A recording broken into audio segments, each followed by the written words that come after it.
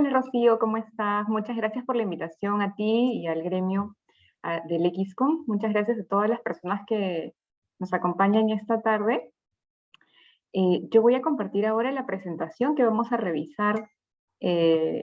vamos a revisar ahora y vamos a tener un tiempo al final para poder hacer las preguntas que puedan surgir.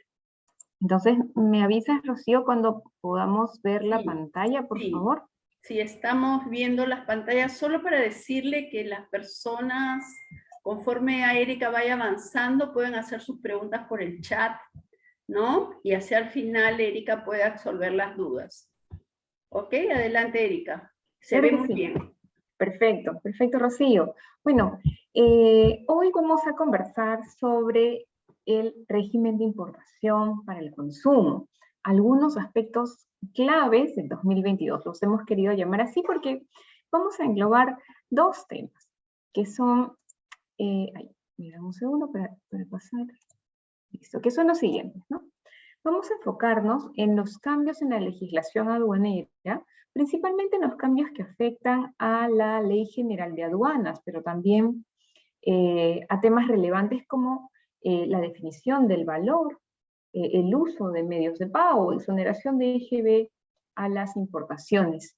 Y en una segunda parte lo que veremos son los temas relacionados a las eficiencias o medidas para la eficiencia de la importación. Entonces vamos a empezar con algunos cambios de la legislación aduanera. Okay, definitivamente no podemos en esta corta hora revisar absolutamente todos los cambios que hemos tenido en las normas aduaneras en el último año, pero sí podemos enfocarnos en los principales. En esta corta línea del tiempo, tenemos algunos cambios que ocurrieron entre marzo y abril del presente año. Como pueden ver, dos de ellos están relacionados a cambios que específicamente afectan la Ley General de Aduanas. Y los otros tres, aunque no afectan la Ley General de Aduanas, tienen importancia aduanera y por eso es importante que podamos revisarlos ahora juntos. Vamos a ver aquí que tres de estas normas son decretos legislativos, y estos tres decretos legislativos fueron promulgados en el marco de la delegación de facultades que otorgó el Congreso al Ejecutivo el año pasado, y que bueno, ya se encuentra vencida. Entonces, es muy importante tener esto en claro porque la delegación de facultades fue en materia tributaria y aduanera y es por eso que tiene el impacto que vamos a ver. Entonces vamos a empezar ahora con la primera de las normas que están en esta línea del tiempo. La primera es el decreto legislativo 1529, que fue publicado en la quincena del mes de marzo. ¿Qué nos trae esta norma? Esta norma modifica la ley para la lucha contra la evasión y para la formalización de la economía. Esta es la ley que llamamos de bancarización.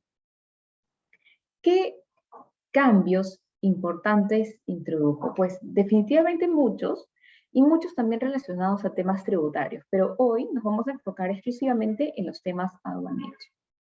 Lo primero que tenemos que tener en cuenta es que hubo una reducción de los montos a partir de los que es necesario utilizar los medios de pago para ciertas operaciones de comercio exterior. Y resalto ciertas porque ahora vamos a ver cuáles están involucradas. ¿Qué ocurre? Nosotros sabemos que las operaciones de compraventa en las que se haya pactado el pago eh, a través de medios dinerarios están obligatoriamente sujetos al uso de medios de pago, ¿sí? En el caso de las compraventas internacionales sujetas al régimen de importación para el consumo, tenemos que los medios de pago son obligatorios cuando el valor FOB de las mercancías es mayor a 7.000 soles o ¿sí? Y aquí estamos hablando, repito, de compraventas internacionales de mercancías destinadas al régimen de importación para el consumo. Hay algunas excepciones, es cierto, pero la regla general es que estos casos están sujetos al uso de medios de pago si el valor FOB supera los 7.000 soles o 2.000 dólares. Sin embargo, hay algunas operaciones de comercio exterior que no están en el rango, y justamente son esas las que han sido modificadas. Esto es, las compraventas internacionales de mercancías que no son destinadas al régimen de importación para el consumo, sino a otros regímenes aduaneros o algunas operaciones que estaban exceptuadas de la regla general, se sujetan a un límite distinto. Antes de la modificación introducida por el Decreto Legislativo 1529, la norma nos decía que en estos casos de compraventas que no iban para importación para el consumo, sino para otros regímenes aduaneros, se tenía que usar medios de pago cuando el valor FOB era mayor a 3.500 soles o 1.500 dólares. Sin embargo, ahora con el cambio del Decreto Legislativo 1529, tenemos que va a ser obligatorio usar medios de pago cuando el valor FOB supere los 2.000 soles o los 500 dólares. Entonces, como vemos, lo que ha ocurrido es una reducción de los supuestos en los que es necesario utilizar medios de pago. Y ya que hablamos de medios de pago, recordemos cuáles son los medios de pago autorizados por las normas: los depósitos en cuenta, los pagos con cheque, pagos con cartas de crédito, las remesas, pagos con tarjetas de crédito, de débito, giros o transferencias bancarias. Entonces, cuando nos encontremos en alguna de las situaciones que hemos comentado previamente, es totalmente obligatorio utilizar los medios de pago. Ahora, el Decreto Legislativo 1529 introdujo un cambio importante adicional en la Ley de Bancarización, que está relacionado con la posibilidad de utilizar a empresas bancarias o financieras no domiciliadas para realizar los pagos. ¿Sí? Esto significa que si hay una operación, una compraventa internacional en la que el comprador requiera realizar el pago a través de un banco extranjero, esto puede ser realizado siempre y cuando esta entidad bancaria no sea residente de un país no cooperante, un país o un territorio de baja o nula imposición. ¿Sí? En los demás casos sí es posible utilizar bancos no domiciliados, ¿no? Entidades financieras o bancarias no domiciliadas. Finalmente hay un punto muy importante también que introdujo este Decreto Legislativo 1529, que es el establecimiento de un procedimiento específico para cuando el pago realizado por el comprador de las mercancías a su proveedor es efectuado no directamente, sino a través de un tercero, ¿sí?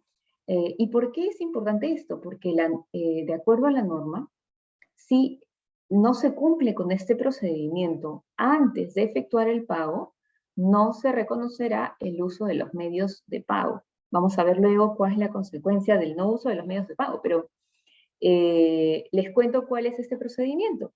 La norma nos dice que lo que tenemos que hacer es efectuar una comunicación previa a la SUNAT de que vamos a efectuar el pago en favor de un tercero, ¿sí?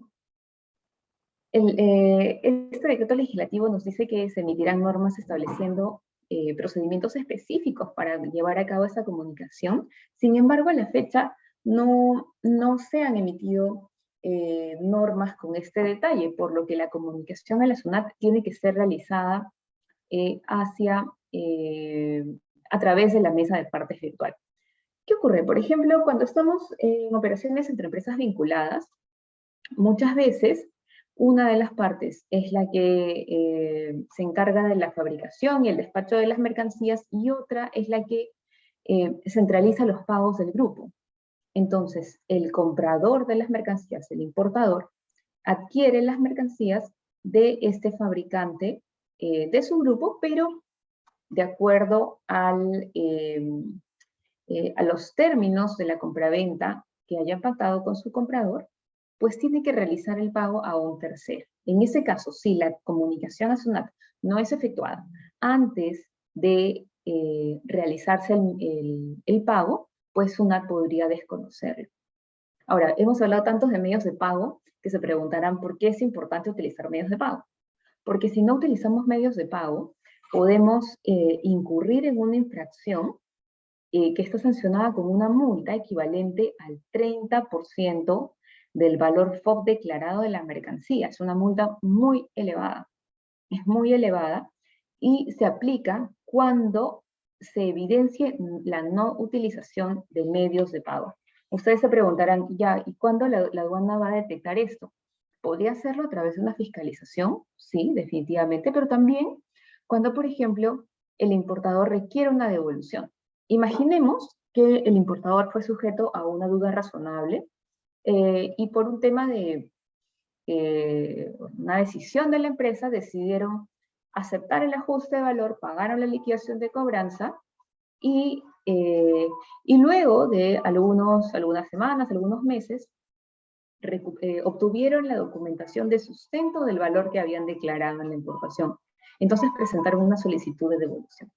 ¿Qué ocurre? En las solicitudes de devolución, SUNAT verifica que se haya empleado los medios de pago para poder otorgar esta devolución.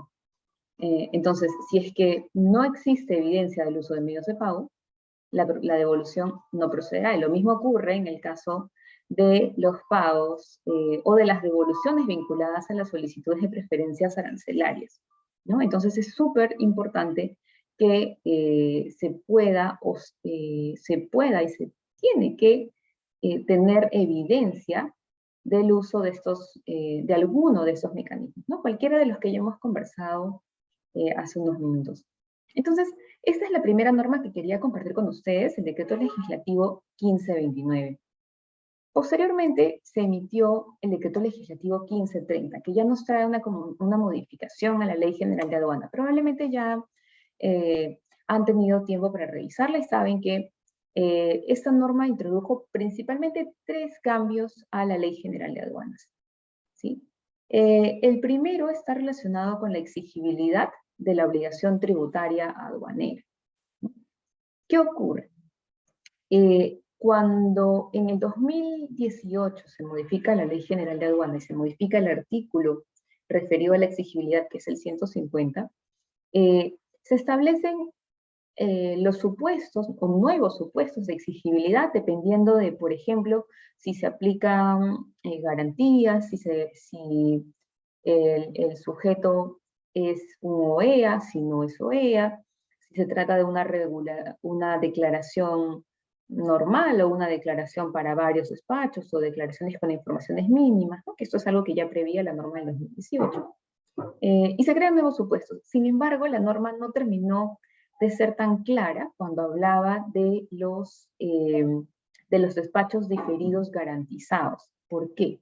Porque nos decía que la deuda tributaria aduanera era exigible a partir del 16º día siguiente a la fecha del término de la descarga.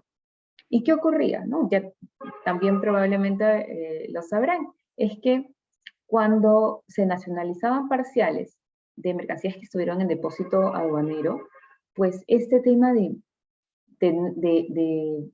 determinar desde cuándo se aplicaban los intereses moratorios, que es una de las consecuencias de la exigibilidad de la obligación tributaria aduanera, pues era un poco compleja, porque si nos llevábamos por la literalidad de la norma, parecía que los intereses se computaban desde la fecha del término de la descarga. Y si una mercancía estuvo destinada al régimen de depósito aduanero, pudo permanecer varios meses ahí, y al nacionalizarla, siguiendo la literalidad de la norma, hubiéramos tenido que pagar muchísimos intereses.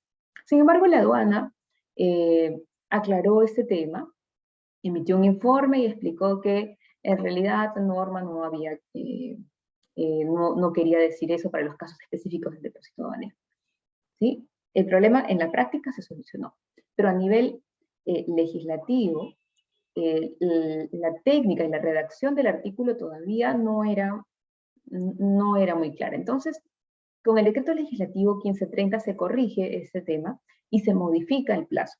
Entonces, a partir de la entrada en vigor del decreto legislativo 1530, que es el 4 de abril del 2022, la exigibilidad de la obligación tributaria para el despacho diferido con garantía es a partir del 6º día calendario siguiente a la fecha de la numeración de la declaración aduanera.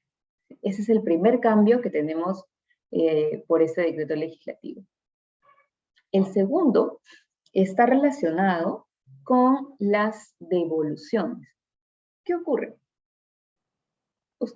Ya les daba el ejemplo de las empresas que cuando sufren, y digo sufren porque la verdad es que los importadores sufren las dudas razonables y deciden pagar el ajuste que la aduana determina y pagan la liquidación de cobranza, pues algunos deciden solicitar la devolución porque están en su derecho. ¿Y qué ocurre? La devolución, las solicitudes de devolución vinculadas a procedimientos de duda razonable hasta antes de la entrada en vigor de esa norma estaban sujetas a un plazo de 45 días hábiles para ser resueltas. Definitivamente era un plazo corto, pero la aduana tenía que resolver la solicitud del importador en ese periodo. Sin embargo, ahora lo que ocurre es que el plazo se amplió. Ya no estamos hablando de 45 días hábiles, sino que este plazo ahora es de 5 meses.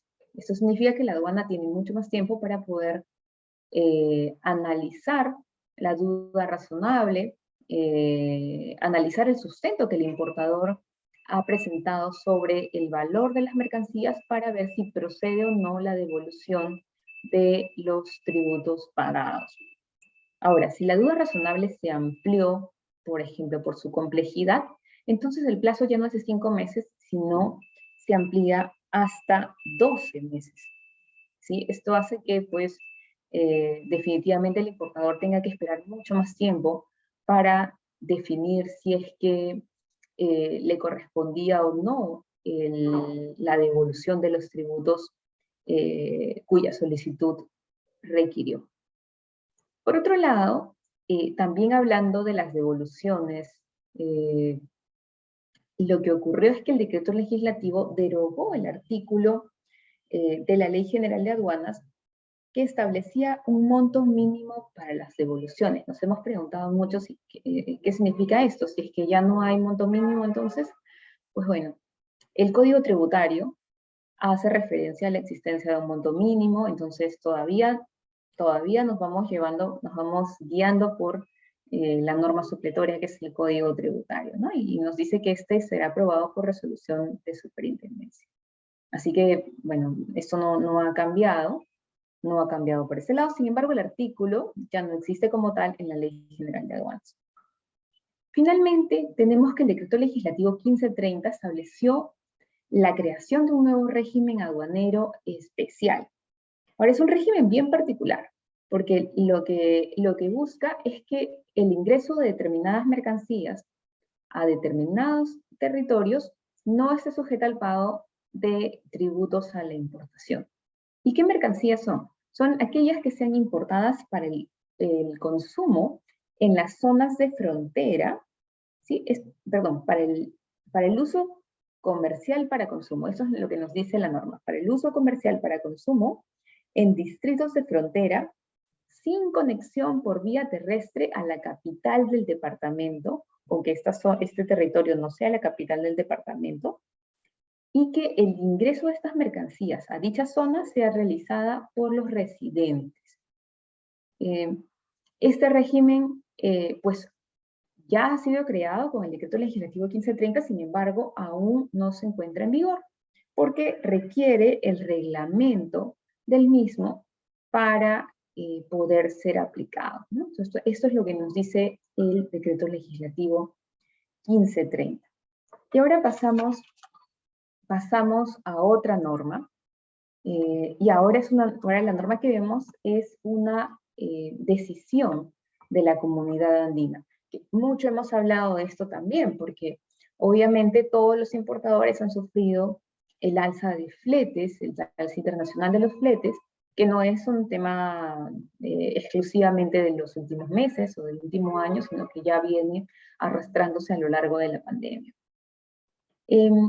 La decisión 894 de la CAN lo que establece es la facultad temporal a los países de la comunidad andina a reducir un porcentaje de los gastos de transporte y los gastos conexos.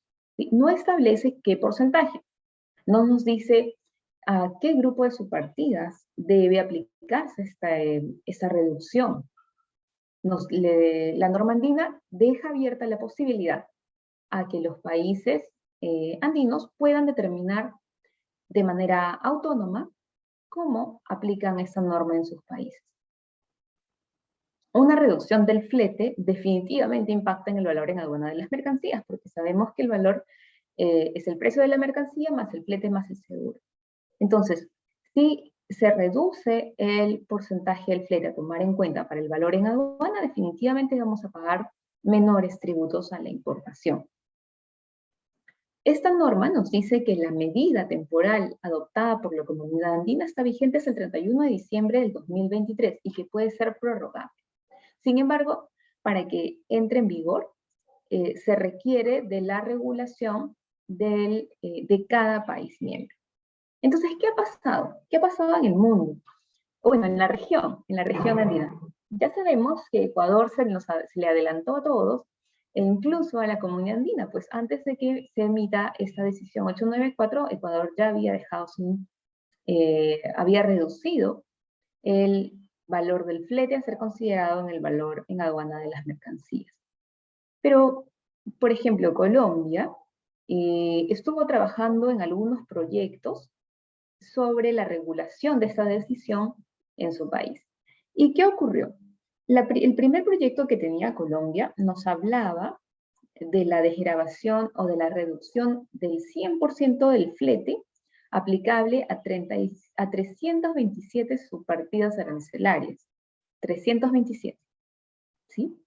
Sin embargo, la segunda versión del proyecto redujo drásticamente el universo de partidas y solamente se quedaron con 24 subpartidas. La norma, hasta donde entiendo, no ha sido publicada, todavía estaba en proyecto, pero esto es lo último que tenemos en Colombia. Y ahora, ¿qué pasó en Perú?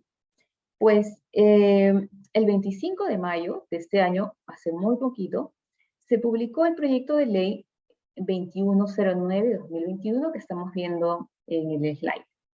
¿Y qué es lo que nos propone este proyecto de ley? Que, ojo, esto es una iniciativa de un congresista, ¿sí? Y lo que propone es excluir el 100% de los gastos de transporte y los gastos conexos. O sea, eliminar el flete del valor en aduana de las mercancías que estén comprendidas aquí. Y son 16 subpartidas las afectadas por esta reducción. Solamente 16 y están relacionadas con los abonos nitrogenados, aceites de soya y trigos.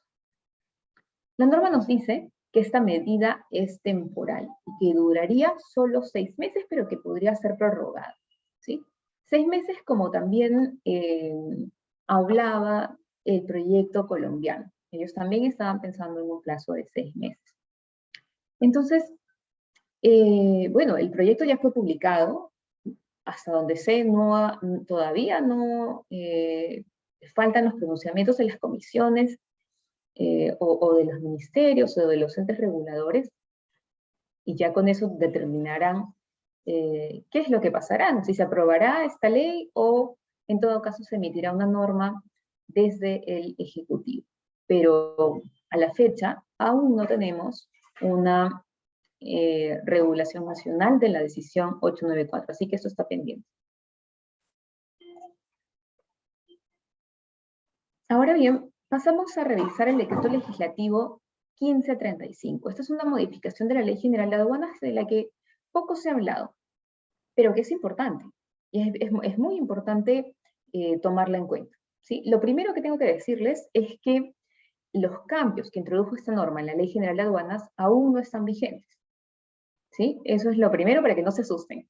No están vigentes, ¿por qué? Porque necesitan de un reglamento, del reglamento justamente del decreto legislativo 1535 para poder ser aplicados.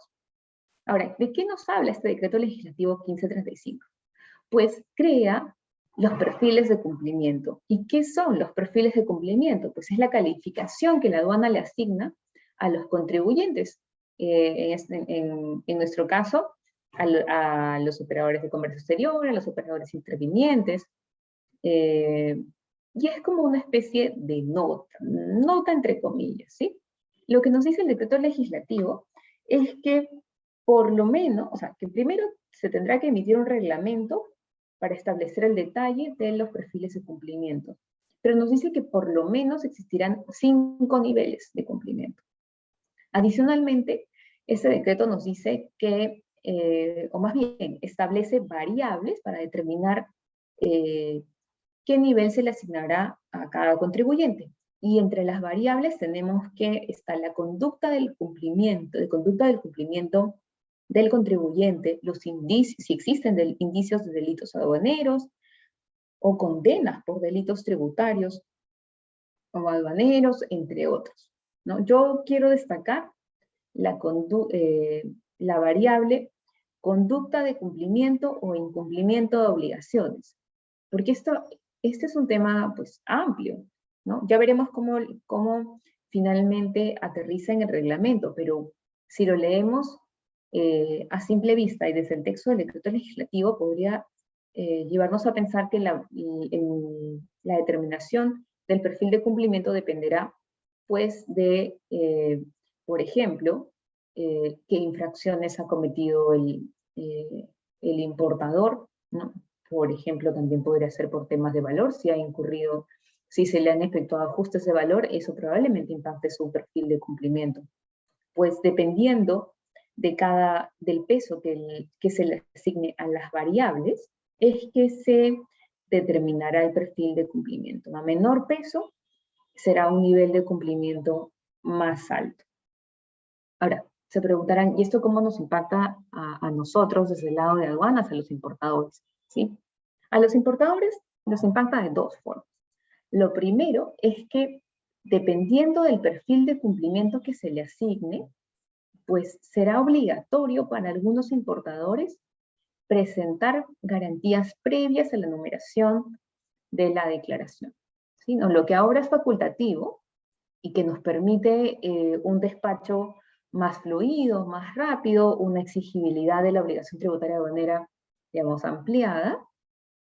Cuando la norma entra en vigor y dependiendo del perfil de cumplimiento que se asigne a cada contribuyente, pues algunos importadores tendrán que utilizar garantías previas de manera obligatoria.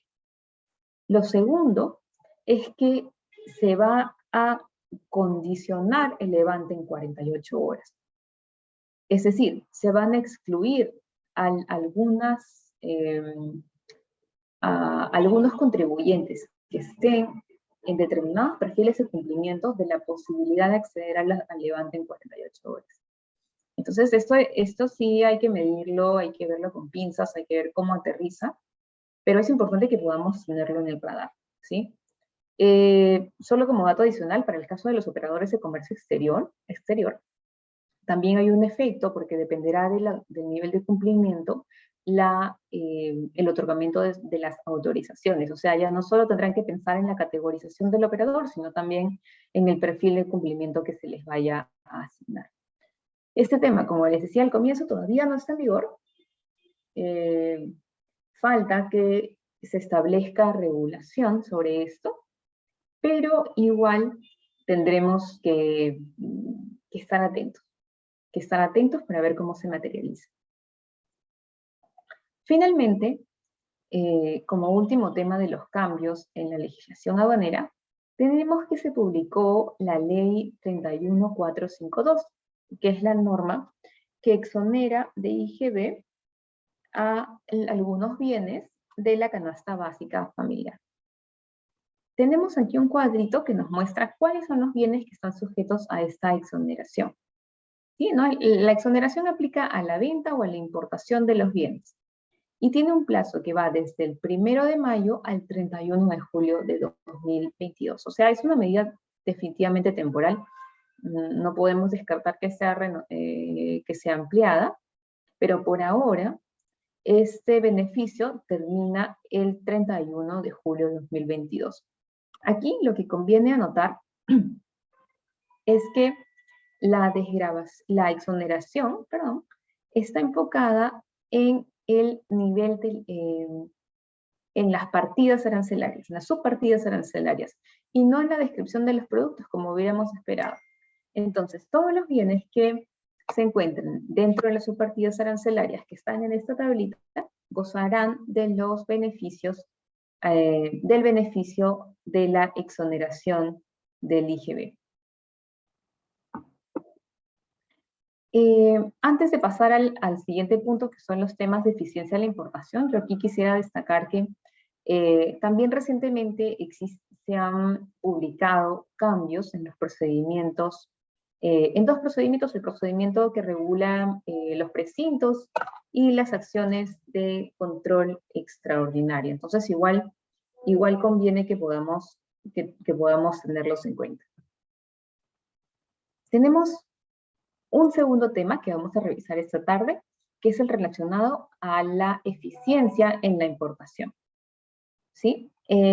Vamos a centrarnos en 4 aspectos, o en 4 medidas que creo que nos pueden sumar en esta búsqueda de eficiencia que ahora pues es totalmente necesaria en un contexto como en el que nos encontramos, donde la situación exige que se reduzcan costos, gastos, que se genere ahorro. Es necesario que podamos enfocarnos y ver las oportunidades que la legislación aduanera nos presenta para poder aprovecharlas de manera adecuada. Entonces vamos a conversar sobre 4 temas. El primero es la certificación OEA, que ya la conocen, posiblemente también la aplicación de preferencias arancelarias. Como tercer punto tenemos el correcto sustento del valor en aduana de las mercancías, y como cuarto punto tenemos la reducción de multas. Respecto a la obtención de la certificación del operador económico autorizado, ustedes ya saben, y de hecho hemos tenido oportunidad de revisar cómo aplica esta certificación. Pues existe desde hace muchos años ya en nuestro país, e inicialmente no estaba pensado en los importadores, pero se fue ampliando, ¿no? Recordemos que inició por exportadores, agentes de aduana, almacenes, y que luego se amplió a los importadores de comercio exterior. ¿Y qué beneficios trae convertirse en un operador económico autorizado? Pues lo primero es que existe una reducción de canales rojos, ¿no? Definitivamente no es que tengamos una reducción a 0, no es que nunca más te vuelve a tocar un canal rojo si te conviertes en OEA, no, eso tampoco es lo que pasa. Pero sí hay una reducción significativa, dependiendo, claro, de otros, del análisis de gestión de riesgos que hace la aduana. Sí. Otro tema importante, otro de los beneficios importantes de la certificación OEA, es que no existen dudas razonables durante el despacho, o no deberían existir dudas razonables durante el despacho para el OEA. Sabemos que hay empresas que, siendo OEA, lamentablemente han recibido dudas razonables, pero que, bueno, la aduana las ha dejado sin efecto al conocer la calidad de OEA del importador. Sin embargo, en principio eso no debería ocurrir. Y por otro lado tenemos también la posibilidad de aplicar a las garantías nominales. Por ejemplo, para el uso, para las garantías que se presentan de manera previa a la numeración, ¿no? Esto de hecho facilita la vida a los importadores, porque ya no es necesario tramitar una carta fianza o costear una carta fianza, sino que se puede presentar una garantía nominal, que es una declaración, un compromiso de pago ante la aduana, en la que el importador promete que ante cualquier eventual incumplimiento, él honrará su deuda cuando la aduana se lo solicite. ¿Sí? Este es el compromiso de pago que hace el importador OEA y que es aceptado por la aduana. Ahora, además de estos beneficios que les comento, existen otros. Por ejemplo, se reduce el tiempo para dar respuestas a las solicitudes de devolución, a las solicitudes de clasificación. Hay una asignación de un sectorista de la aduana, hay una atención preferente en casos de problemas de atenciones en los puertos, aeropuertos. También hay invitaciones para capacitación constante. Entonces, de hecho, los beneficios de la certificación OEA son bastante amplios. Yo creo que el gremio ha tenido la oportunidad de explicarnos con más detalle y ahondar sobre este punto. Yo solamente quiero quiero detallar algunos aspectos y subrayar la importancia de que las empresas puedan considerar obtener esta certificación. Definitivamente es una inversión, pero es una inversión que genera un retorno para la empresa. No solo por el retorno pensando en los beneficios que tenemos ante la aduana, porque recordemos que la idea de la certificación OEA es que pueda ampliarse a otras entidades gubernamentales, ¿no? Ya sabemos que el año pasado el MIDAGRI, SENASA publicaron una norma para dar facilidades a los exportadores OEA, ¿sí? Pero también esperamos que estos beneficios puedan seguir ampliándose para la importación, que se tal vez reduzcan los plazos para la obtención de documentos autorizantes para OEAs cuando desean importar mercancías restringidas, una atención prioritaria por ese lado, ya sea en DIGESA, en DIGEMIT, en el MTC, pero esto, bueno, todavía está pendiente de regulación.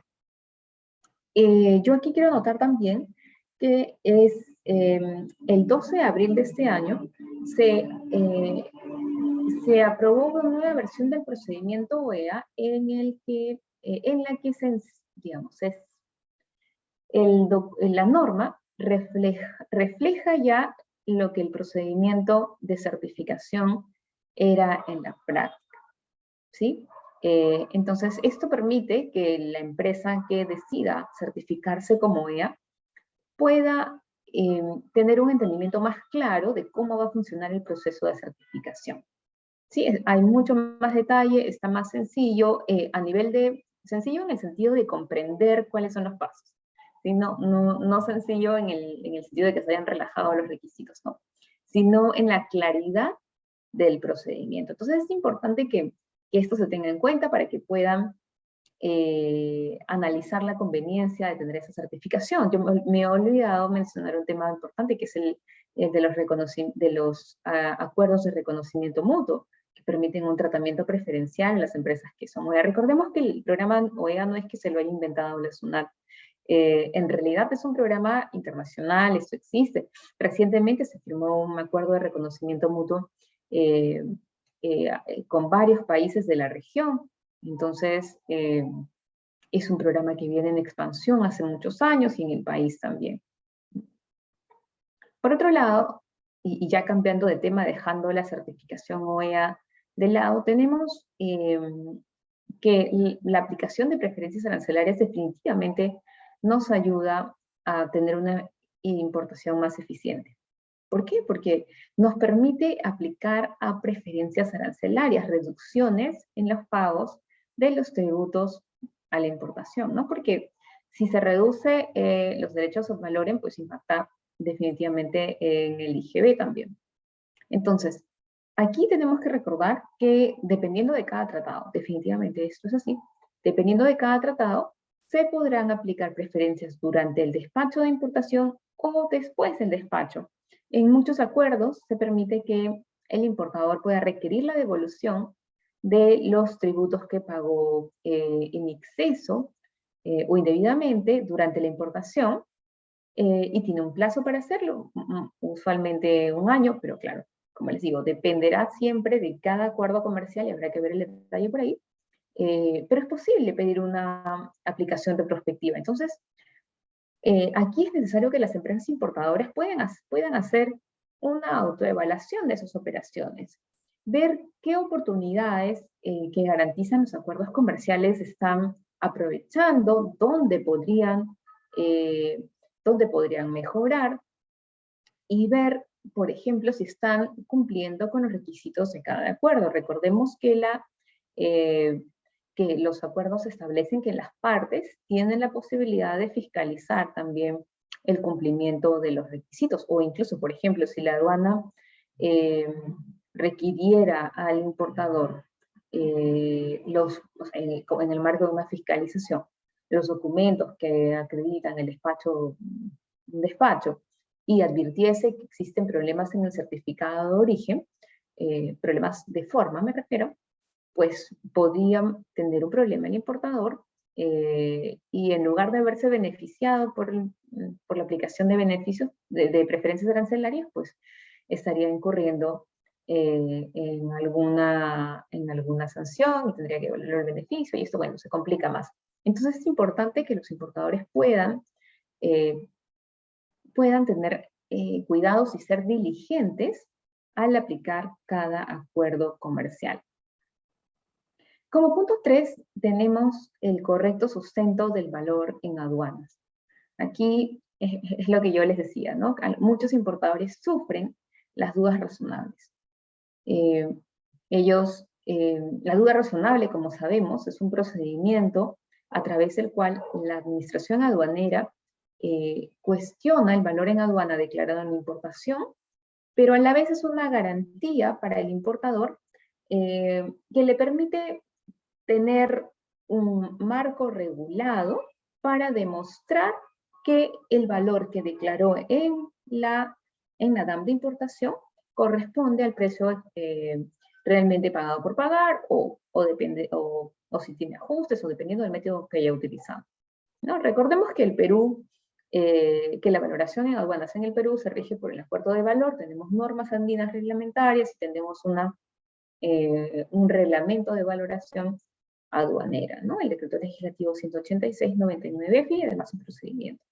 Entonces, cuando se trata de valoración aduanera tenemos que revisar, tenemos que conocer todas estas normas para hacer una declaración correcta del valor.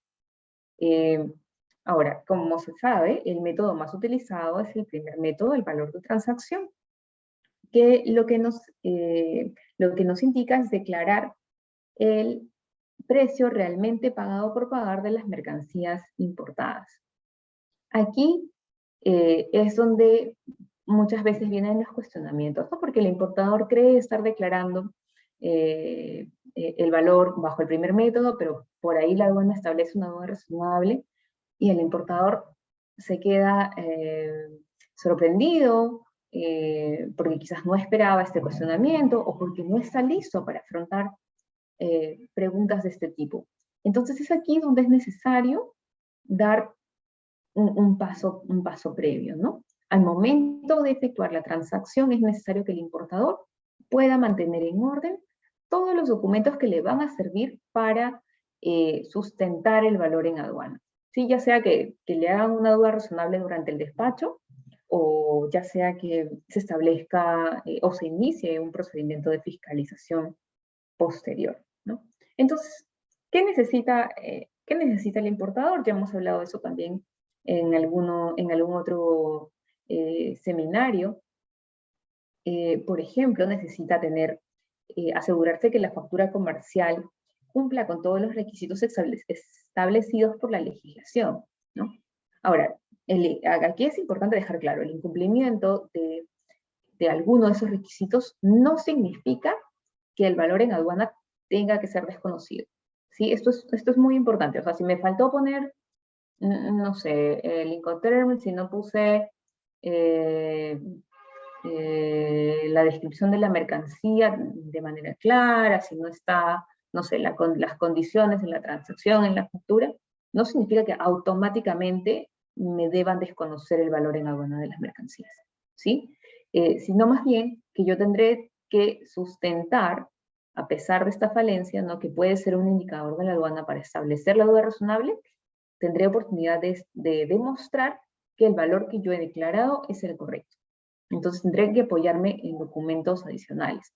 Pero claro, si yo puedo cuidar que mi factura cumpla con los requisitos exigidos por la legislación aduanera y así evitar dar pie a algún cuestionamiento, pues debería hacerlo. Hay que tener mucho cuidado de verificar cada uno de los requisitos, asegurarnos que nuestras facturas comerciales estén cumpliendo con las normas de valoración aplicables. Otro aspecto importante es que se tiene que guardar necesariamente la trazabilidad del pago efectuado. Entonces, cuando el importador vaya a cancelar la factura emitida por su proveedor, pues tendrá que tener cuidado de asegurarse que, por ejemplo, si utiliza el SWIFT, se precise en la solicitud de transferencia cuál es la factura que se va a pagar, tener a la mano o tener identificadas o correctamente registradas la factura en su contabilidad para presentar los asientos si es que este fuera el caso, ¿no? Una correcta determinación del valor en aduana lo que hace es, o más bien permite que el importador pueda tener el despacho sin problemas, le permite no tener multas, porque recordemos que una incorrecta declaración del valor en aduanas cuando existen tributos omitidos tiene una multa del doble de los tributos dejados de pagar.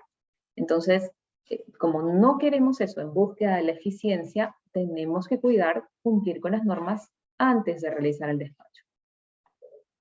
Ahora bien, si, digamos, no pudimos o por alguna razón incurrimos en una infracción, tampoco es que definitivamente sea el fin del mundo, ¿sí? Existen mecanismos para aplicar la reducción de multa. Recordemos que cuando se promulga la nueva tabla de sanciones aduaneras que rige desde el 1 de enero del 2020, pues se deja sin efecto el régimen de incentivos que existía con la tabla antigua, o sea, las rebajas que conocíamos nosotros por pago voluntario de las deudas, de las multas, las autoliquidaciones, ¿no? Entonces, ¿qué ocurre? Nos quedamos sin esos beneficios, pero se han creado otros. Así tenemos que el año pasado, el 16 de febrero, se aprobó una norma que establece los lineamientos para la aplicación de las sanciones aduaneras, ¿no? Y estos lineamientos se le aplican a la norma actual.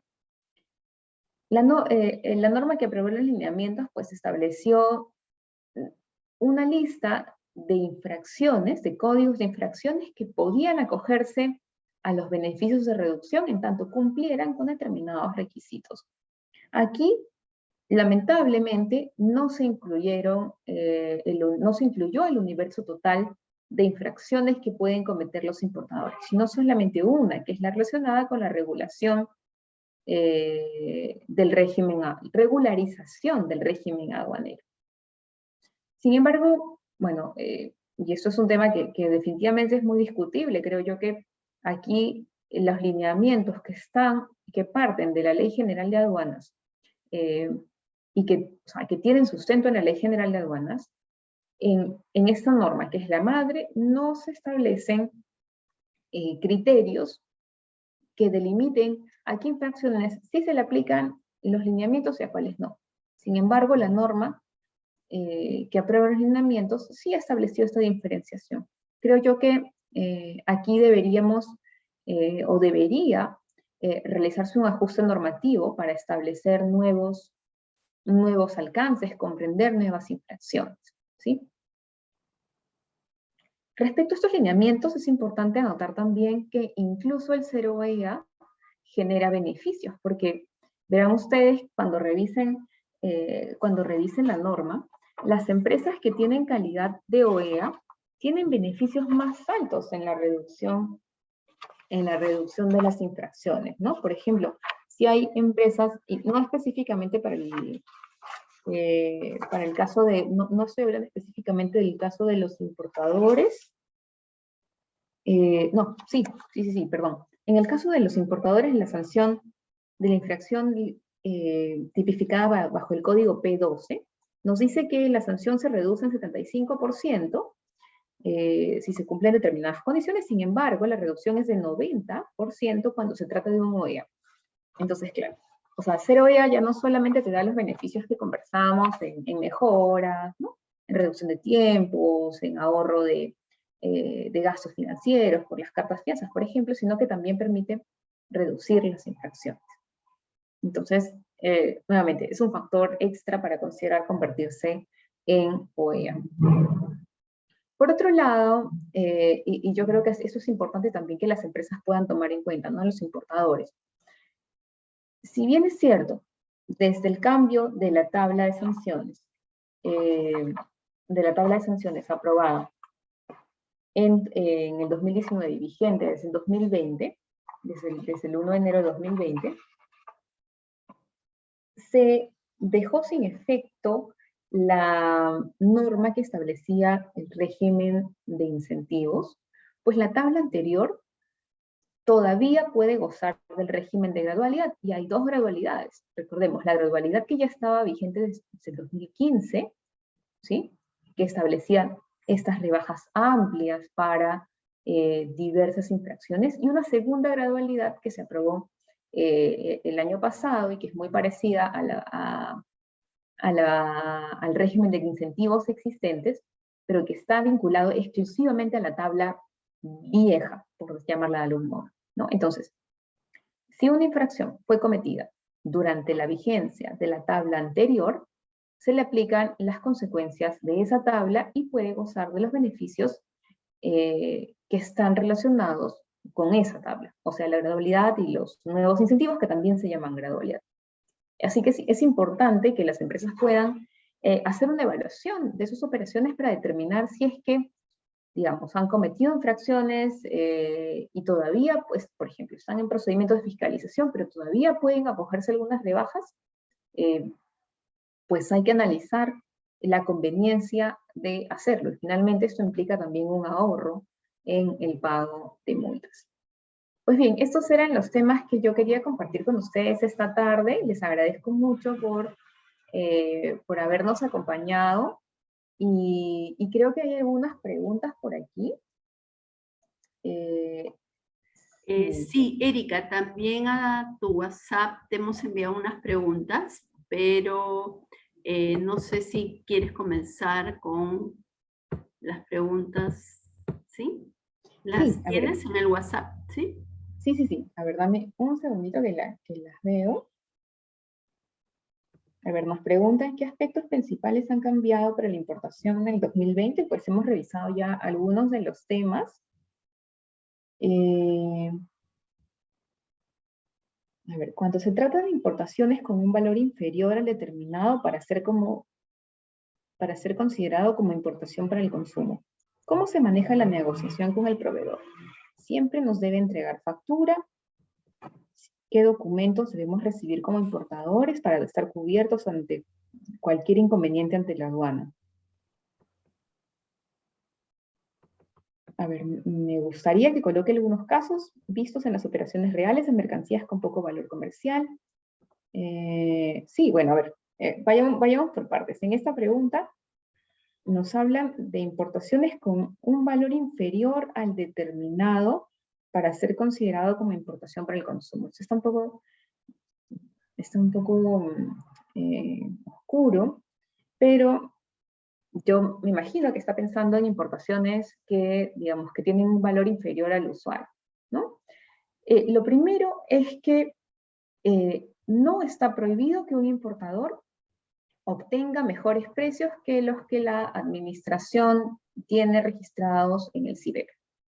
¿Sí? Ya sabemos, si por ejemplo todas las empresas importan, no sé, un determinado equipo al precio 100, pero hay alguna empresa que por determinadas circunstancias logró adquirir la misma mercancía a un precio reducido, ¿no? Y no existe ningún factor que haya alterado el precio, entonces es totalmente legítimo que este importador pueda declarar este menor valor, ¿sí? No hay ninguna prohibición, ¿no? Los precios reducidos son totalmente aceptables, siempre y cuando el importador cuente con documentación que le permita sustentar la compra-venta. Si tenemos una una operación justamente de compra-venta, deberá existir una factura comercial que sustente la operación. Como ya mencionábamos, la factura necesariamente tiene que cumplir con los requisitos para evitar algún cuestionamiento de la administración aduanera. A ver, ¿qué más tenemos? En una importación con factura.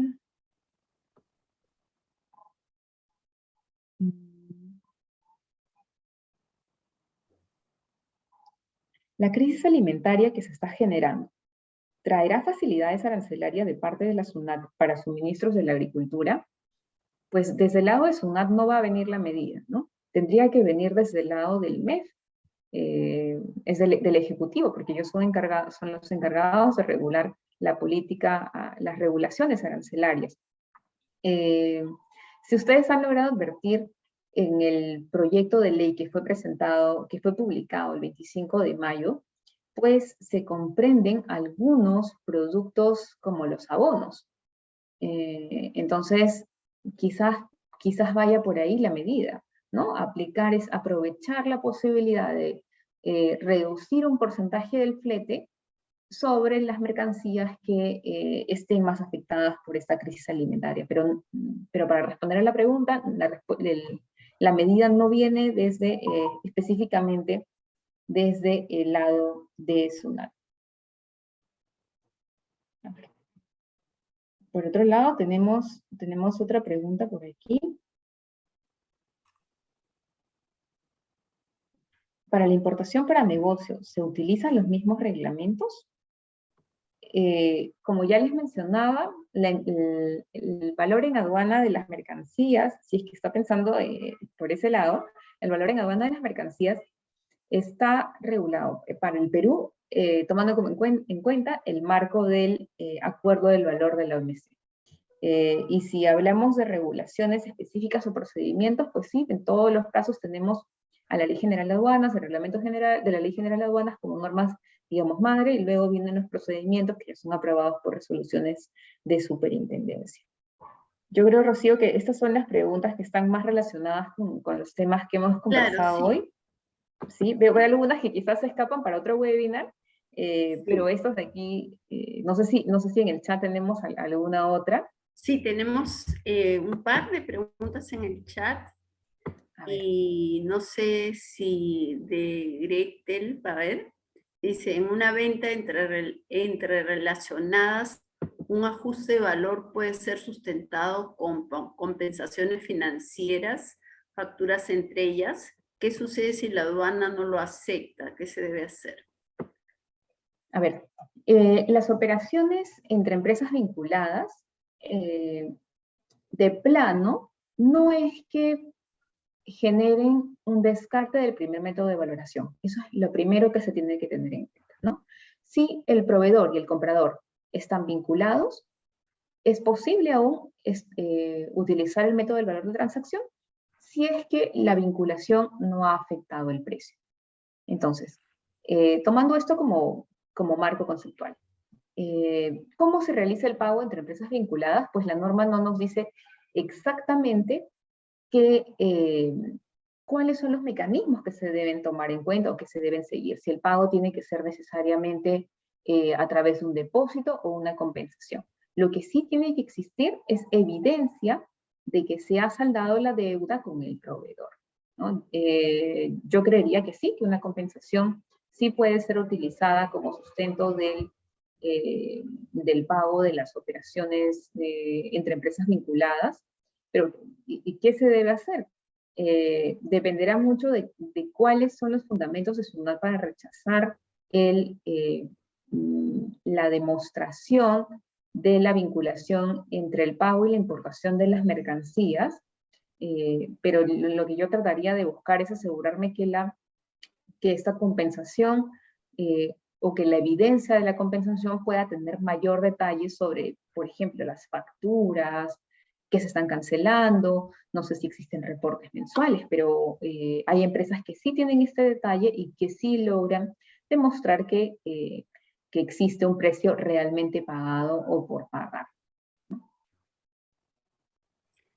Y después hay otra pregunta que dice, para operaciones de triangulación es necesario presentar documento del país y proveedor de origen, debido a que muchos proveedores terceros no muestran dicha información. A ver, aquí depende, a ver, operaciones de triangulación, no sé si estamos hablando de ventas sucesivas, ¿no? Si es así, si es una venta sucesiva, sí necesitamos la factura del país, la factura que generó la exportación de las mercancías y la factura de la última venta. Si es este el caso, sí, necesariamente tenemos que tener esa operación. Si es que es una venta sucesiva, si es que no es venta sucesiva, solo se presenta la factura que genera la operación de, por ejemplo, si es que a mí me vende un proveedor chino, ¿no? O más bien, me vende un proveedor que está ubicado en Suiza, pero la mercancía está en China y me la embarca el fabricante chino, pero me la facturan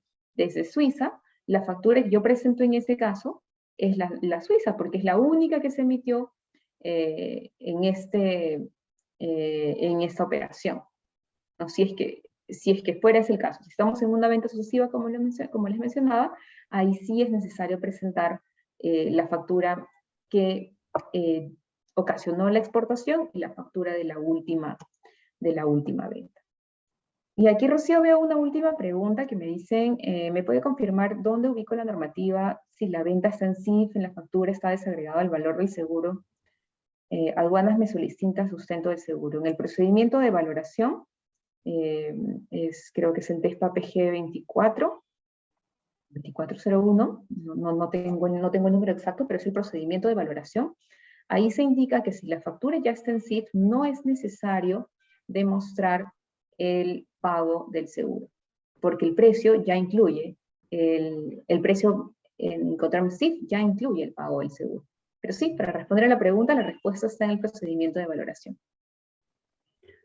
Sí, creo que esa es la última pregunta, Erika. Realmente muchas gracias por la presentación, muy metodológica como siempre.